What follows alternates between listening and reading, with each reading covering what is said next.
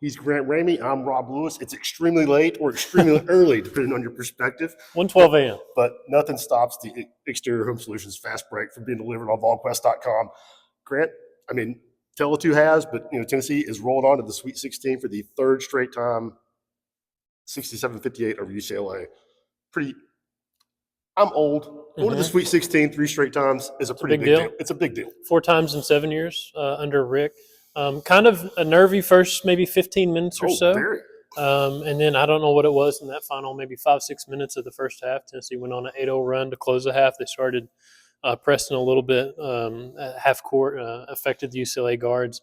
And Tennessee went on a run. And then Zakai scores a 3-point play to start the second half. And it goes from a possession game to 16 to 19 pretty quick. Fast. Right. I mean, really fast. I mean, it was – I just got done writing this. It was 3 minutes and 40 seconds left. It's 23-21. Chaz gets fouled in at 3. Right. So it's really an 11-2 run to close the first half. And first possession of the second half, UCLA turns it over. Other end, Zakai gets a 3-point play. And it's a 10-point game just out of nowhere. And from there, it was the defense. The last 25 minutes was the staple, trademark kind of what Tennessee wants to do. And players talked about it in the locker room after the game. UCLA players said yesterday it was going to be a dogfight. There are 2 physical basketball teams. UCLA wants to do a lot of the same stuff Tennessee does: play physical basketball, play defensive basketball. And I think Tennessee had a point to prove that they're the better defensive team. They're the more physical team. They weren't going to get beat at their own game. They're just not as good at it, usually. Right. And I mean, Tennessee's not great on offense. They're a lot better than UCLA. And, we've not even talked about Chaz. Breaks Chris Lofton's single season record, has 20. He's 4 or 5 from 3. And that one section, there was it was a minute 54. He hit a 3, Gainey hit a 3, Meshack hit a 3. Right. Boom. It's a 15-point lead. About 14 minutes left of the game. Yeah, it's hard to be more impressed with what Chaz did in these 2 games here, just because it's his first NCAA tournament experience, and these games can be nervy. These games can be tough. For him to score 49 in 2 games and to hit 10 threes and to do it the way he did. And he's not like Dalton. I mean, Dalton, this is not an insult. Dalton was a robot. Right. I mean, pressure just didn't, what's pressure? Chad obviously deals with it. I'm just saying, I don't think that kind of stuff ever crossed Dalton's mind. Right. Chaz is just a little bit more low-key, laid back. More human.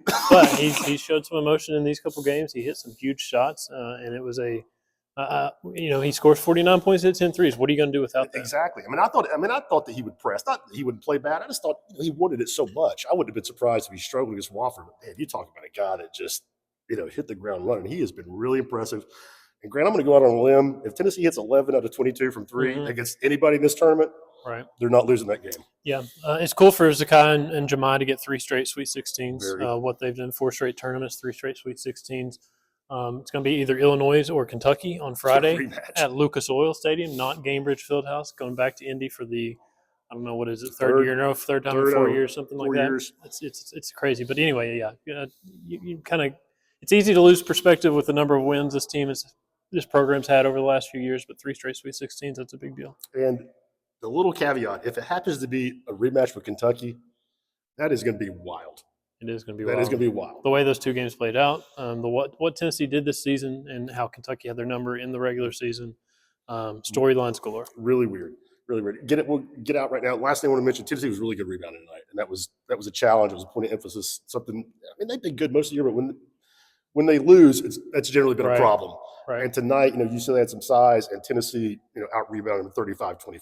Significant. Yeah, and Chaz hit a 3 off of offensive rebound. His first 3 of the game was off of Cade Phillips offensive board. Igor had a offensive rebound and a putback in the first half. I think he finished with 7. That might have been the game high. So for him to kind of bounce back, him and Felix both had 7, and to have that kind of production on the boards is a big deal for him because he's been struggling a little bit, and that's where he needs to get it going. And that's going to be a huge deal going forward. For sure. He's Grant Ramey. I'm Rob Lewis. This has been a late night edition of the Exterior Home Solutions Fast Break.